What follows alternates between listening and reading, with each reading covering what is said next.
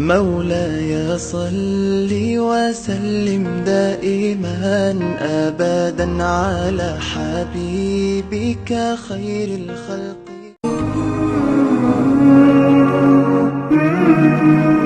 Baik, kemudian pertanyaan selanjutnya. Assalamualaikum warahmatullahi wabarakatuh. Allahumma shalli ala sayyidina Muhammad wa ala ali sayyidina Muhammad.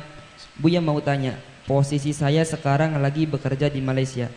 Sistem kerja di pabrik saya itu shift pagi sama shift malam, dan ada kemungkinan kalau shift malam saya gak bisa ikut melaksanakan sholat taraweh karena jadwal break itu pukul 10, dan di pabrik saya pun gak ada yang melaksanakan sholat taraweh berjamaah. Buya, bagaimana solusinya? Ada kawan saya yang menyarankan untuk sholat taraweh sendiri, tidak berjamaah.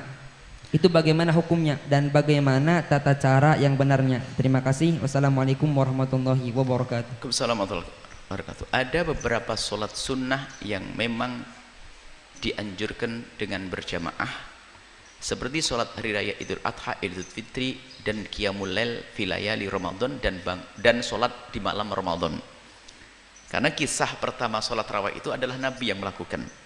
Nabi melakukan sholat diikuti oleh sahabat Nabi.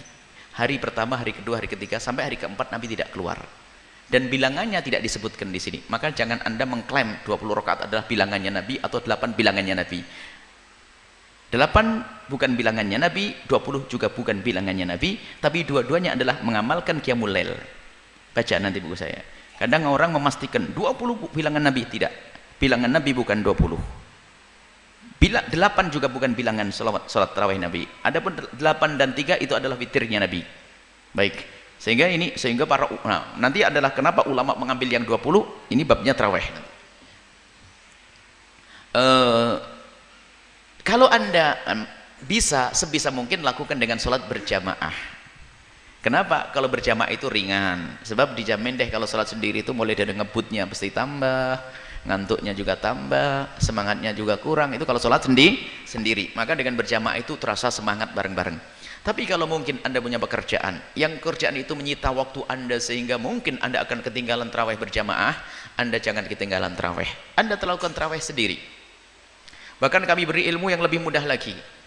Di sepanjang perjalanan, mungkin Anda pulang kerja dalam jam 7. Anda mau ngebut seperti apapun di rumah Anda tidak akan ngejar.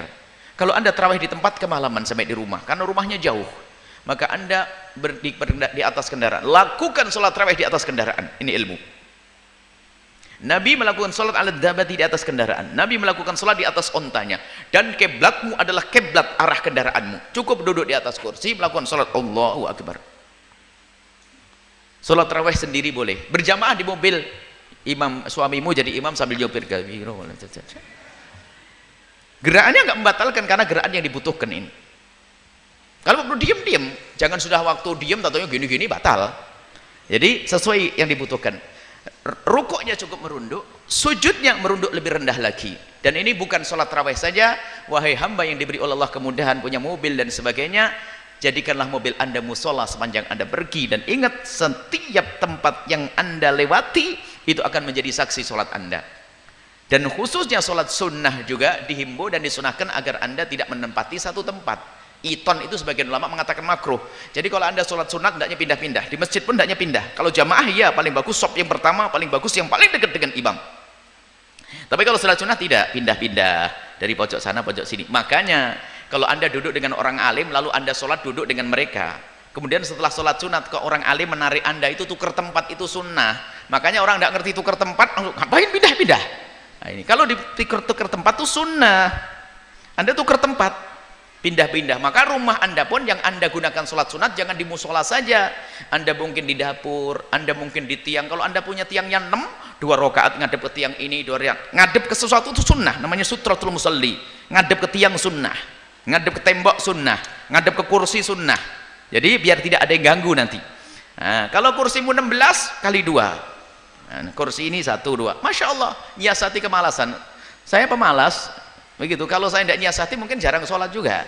Jadi kalau ada tiang ini 1, 2, 3, 6 ya sudah 2.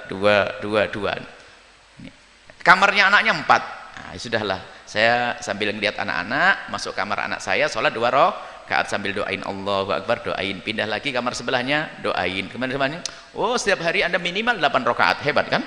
Nah, ini Dan pindah-pindah tempat adalah sunnah seperti itu. Jadi tadi yang bertanya, Anda tetap hendaknya melakukan sholat tarawih, baik Anda lakukan di perjalanan, dan kadang lebih bagus Anda lakukan di perjalanan. Karena apa?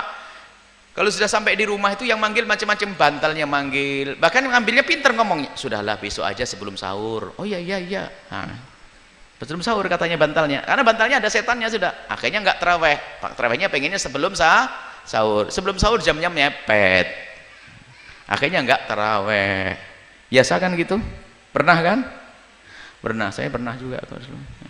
Saya pernah kadang nunggu ya begitu. Tapi sekarang ngerti ilmu, hendaknya diselesaikan. Jangan sampai tidak tarawih. Utamaan yang melakukan sholat tarawih adalah besar sekali. Qiyamul lail fil lail Ramadan, bangun ibadah sholat di bulan Ramadan.